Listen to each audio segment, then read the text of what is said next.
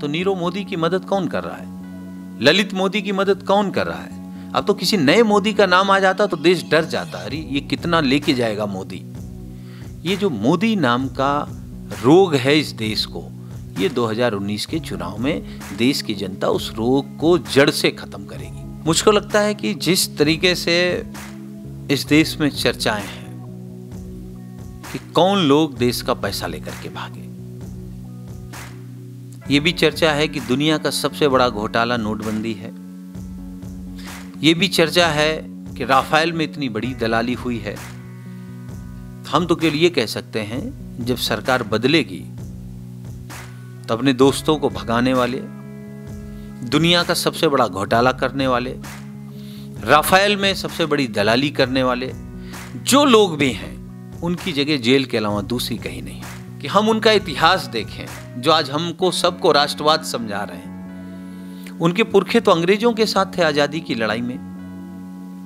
ये दुर्भाग्य है कि आरएसएस जैसा संगठन इस देश में तय कर रहा है कि कौन राष्ट्रवादी है, कौन राष्ट्रवादी नहीं है। जिनका खुद इतिहास बहुत काला है, खुद इतिहास बहुत गंदा है। अपने इतिहास पे तो आरएसएस कभी बात नहीं करता।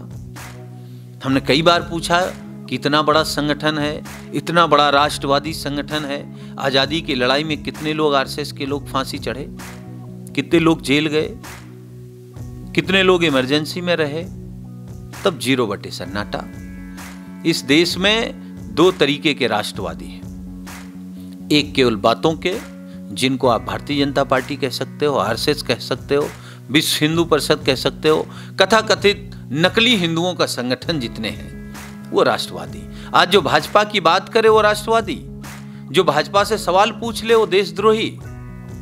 भाई आपसे सवाल इसलिए पूछा जा रहा, आपने कहा था हम किसान की आय दोगुनी कर देंगे, आपने क्यों कहा कि हम गंगा मैया को साफ कर देंगे, आपने क्यों कहा कि हम 15 लाख रुपए देंगे, आपने क्यों कहा कि हम भ्रष्टाचार खत्म कर देंगे। अगर भ्रष्टाचार खत्म करना आपके एजेंडे में था तो नीरव मोदी की मदद कौन कर रहा है?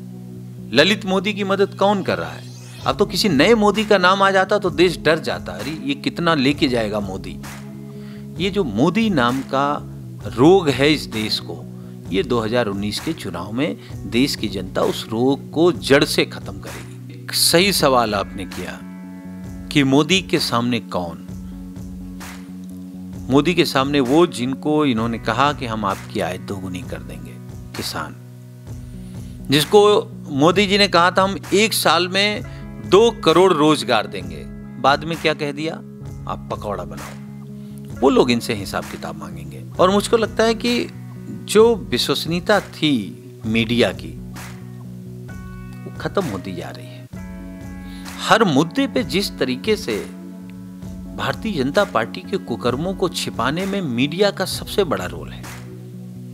मीडिया तो समाज का और देश का आईना हुआ करती थी। मीडिया किसी की परफ्यूम नहीं हुआ करती थी। मीडिया किसी की लाली लिपस्टिक नहीं हुआ करती थी। लेकिन वो आईना आज धुंधला हो गया।